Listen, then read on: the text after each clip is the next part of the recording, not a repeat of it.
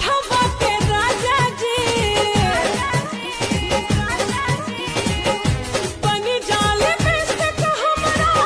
ओठवा के राजा जी चूसत रहब हाले हाले आई बड़ा मजा जी चूसत रहब हाले हाले आई बड़ा मजा जी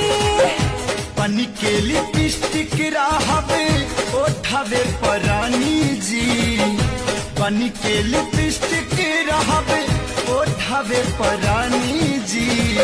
लिख देनी तुहरे नामे आपन जवानी जी